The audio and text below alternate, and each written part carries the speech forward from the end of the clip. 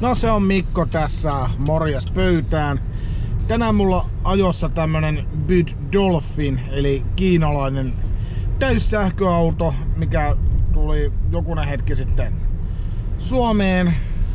Ensin 3 mallin voimin, Han, Tang, Atto 3 ja sitten sen jälkeen saatiin vielä pari uudempaa mallia tarjolle, eli Seal ja Dolphin. Ja täytyy sanoa, että on kyllä aika lepposan ja huisin hauskan oloinen auto ajaa. Tulee mieleen vähän niinku Atto 3. Ei voi niinku moittia missään. Siinä missä ehkä Han ja Tang on niinku enemmän premium luokan autoja, niin Atto 3 ja Dolphin on sit vähän edukkaamman pään kippoja.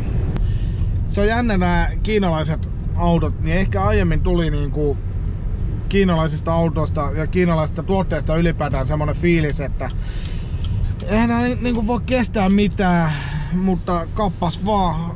En mä kestävyydestä tiedä, mutta ainakin ajettavuudeltaan on kiinalaiset autot ollut ihan ok, ei ole moitetta antaa.